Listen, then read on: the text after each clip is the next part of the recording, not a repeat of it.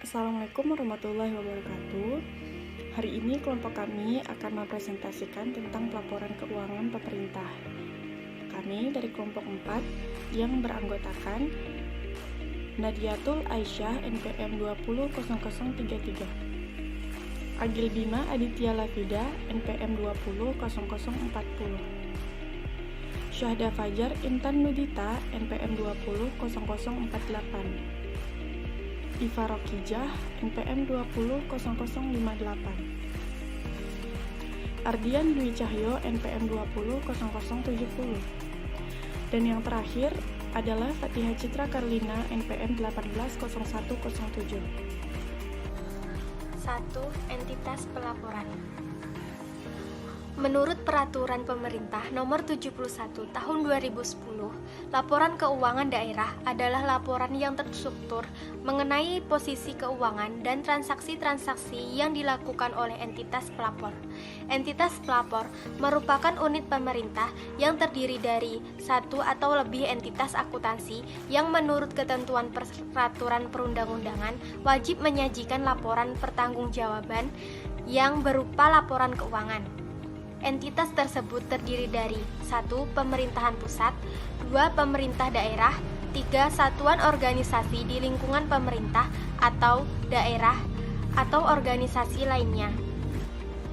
Peraturan Pemerintah Nomor 71 Tahun 2010. Peraturan Pemerintah Nomor 71 Tahun 2010 yaitu Peraturan Pemerintah tentang Standar Akuntansi Pemerintah yang merupakan pengganti dari Peraturan Pemerintah Nomor 24 Tahun 2005.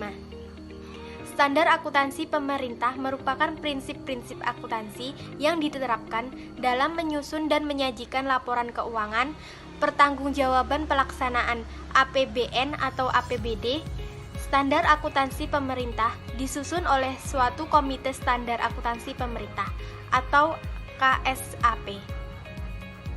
Saya Agil Bima Aditya NPM 2001020040 akan melanjutkan presentasi dari rekan saya tentang materi peranan laporan keuangan. Laporan keuangan disusun untuk menyediakan informasi yang relevan tentang posisi keuangan serta seluruh transaksi yang dilakukan oleh suatu entitas pelaporan selama satu periode pelaporan.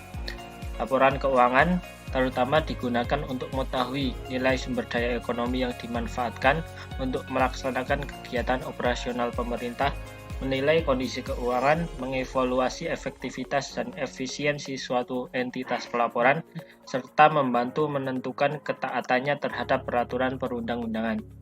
Setiap entitas pelaporan memiliki kewajiban untuk melaporkan upaya yang telah dilakukan dan hasil yang telah dicapai dalam pelaksanaan kegiatan secara sistematis dan terstruktur pada suatu periode pelaporan untuk kepentingan akuntabilitas, manajemen, transparansi, keseimbangan antar generasi, dan evaluasi kinerja.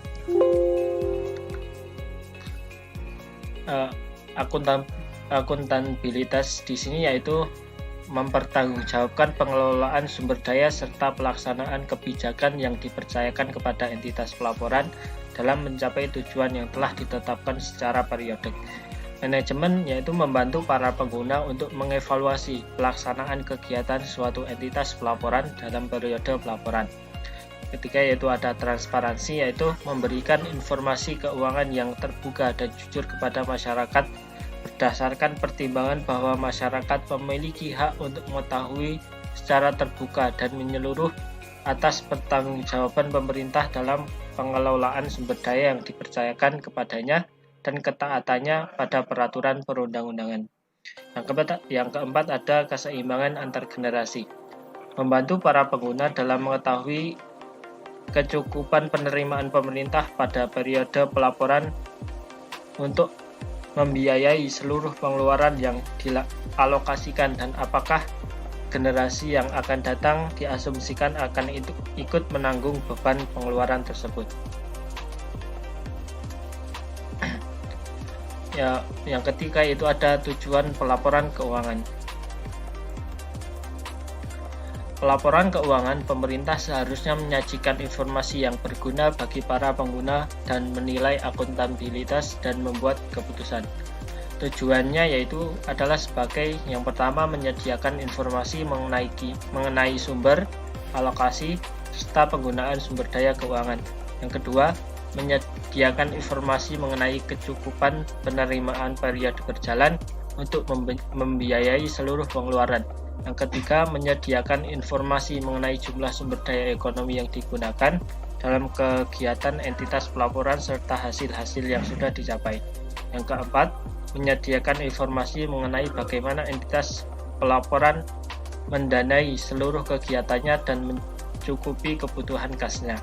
Yang kelima, menyediakan informasi mengenai posisi keuangan dan kondisi entitas pelaporan berkaitan dengan sumber penerimaannya, baik jangka pendek maupun jangka panjang. Dan yang terakhir yaitu menyediakan informasi mengenai perubahan posisi keuangan entitas pelaporan, apakah mengalami kenaikan atau penurunan sebagai akibat dari kegiatan yang dilakukan selama periode pelaporan. Nama saya Syahda Fajar Intan Duhita, NPM 2001020048. 4. Komponen laporan keuangan. Komponen laporan keuangan.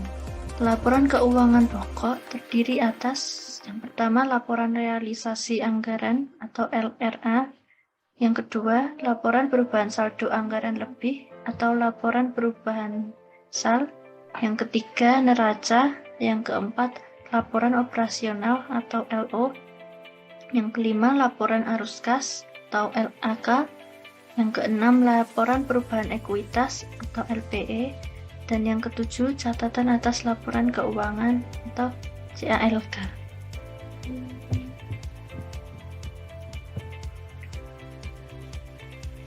Laporan realisasi anggaran. Laporan ini menyajikan ikhtisar sumber, alokasi, dan pemakaian sumber daya ekonomi yang dikelola oleh pemerintah pusat atau daerah yang menggambarkan perbandingan antara anggaran dan realisasinya dalam satu periode pelaporan. Unsur yang dicakup secara langsung oleh laporan realisasi anggaran adalah pendapatan, belanja, transfer, dan pembiayaan.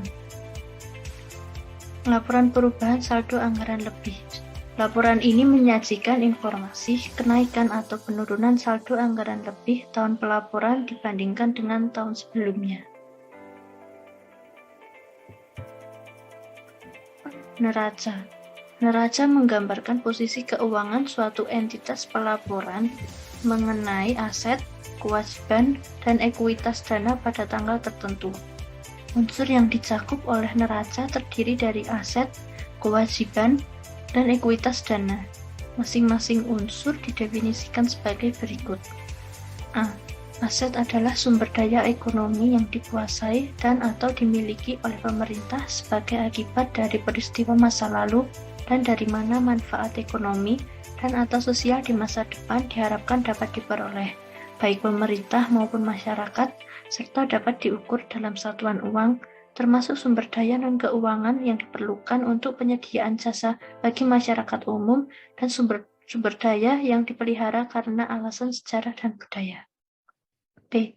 Kewajiban adalah utang yang timbul dari peristiwa masa lalu yang penyelesaiannya mengakibatkan aliran keluar sumber daya ekonomi pemerintah. C. Ekuitas dana adalah kekayaan bersih pemerintah yang merupakan selisih antara aset dan kewajiban pemerintah.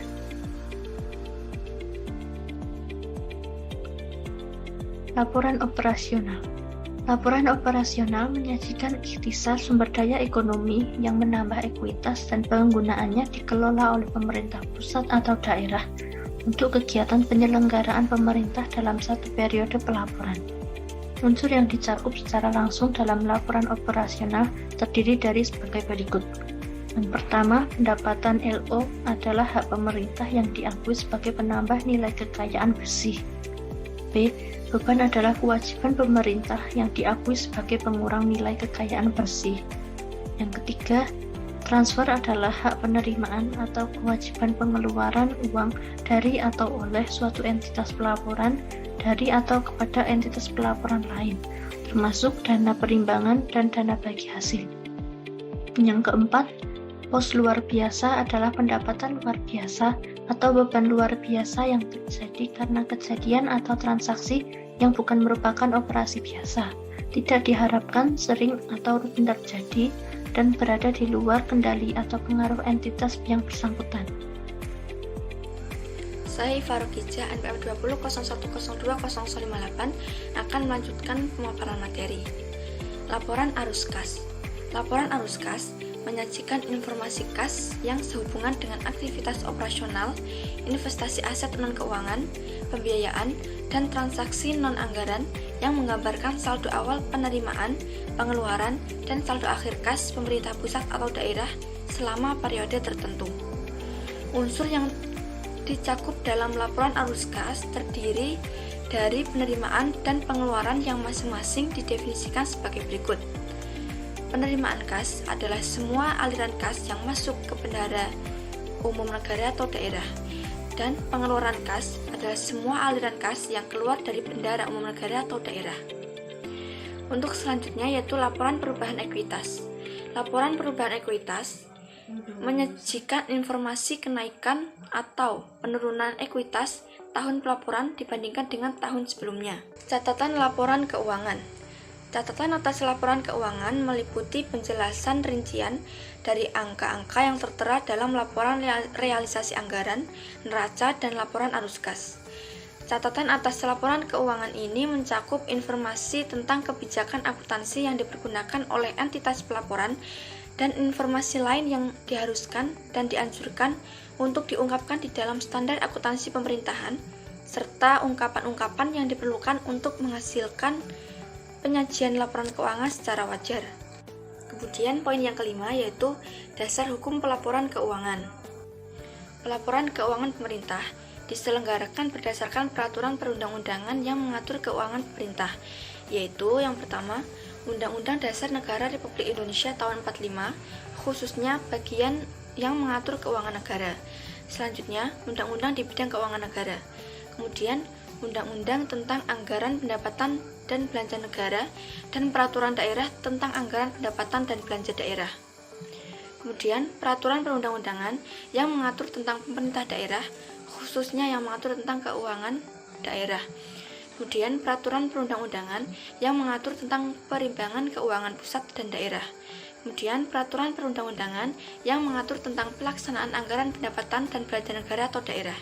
Dan yang terakhir, yaitu peraturan perundang-undangan lain yang mengatur tentang keuangan pusat dan daerah.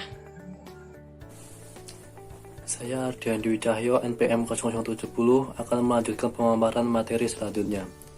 Asumsi dasar. Asumsi dasar dalam pelaporan keuangan terdiri dari 1. Asumsi kemandirian entitas. Setiap unit organisasi dianggap sebagai unit yang mandiri dan memiliki kewajiban untuk menyajikan laporan keuangan sehingga tidak terjadi kekacauan antar unit instansi pemerintah dalam pelaporan keuangan. Salah satu tanda terpenuhnya asumsi ini adalah adanya kewenangan entitas untuk menyusun anggaran serta melaksanakan dengan penuh tanggung jawab. Yang kedua, asumsi kesinambungan entitas. Laporan keuangan disusun dengan asumsi bahwa entitas pelaporan akan berlanjut keberadaannya. Dengan demikian, pemerintah diasumsikan tidak bermaksud melakukan likuidasi atas entitas pelaporan dalam jangka pendek. Dan yang ketiga, asumsi kekurangan dalam uang. Laporan keuangan entitas pelaporan harus menyajikan setiap kegiatan yang diasumsikan dapat dinilai dengan satuan uang. Selanjutnya, karakteristik kualitatif laporan keuangan. Yang pertama, relevan, maksudnya yaitu informasi laporan keuangan sesuai dengan maksud penggunanya. Yang kedua, andal, informasi dalam laporan keuangan bebas dari pengertian yang menyesatkan dan kesalahan material, menyajikan setiap fakta secara jujur serta dapat diverifikasi. Dan yang ketiga, dapat dibandingkan informasi dalam laporan keuangan dapat dibandingkan dengan periode sebelumnya. Dan yang keempat, dapat dipahami, informasi yang disajikan dalam laporan keuangan dapat dipahami oleh pengguna. Selanjutnya, prinsip akuntansi dan pelaporan keuangan. Terdapat 8 prinsip yang digunakan dalam akuntansi dan pelaporan keuangan pemerintah antara lain. Yang pertama, basis akuntansi. Yang kedua, prinsip nilai historis. Yang ketiga, prinsip realisasi. Yang keempat, prinsip substansi mengguli bentuk formal.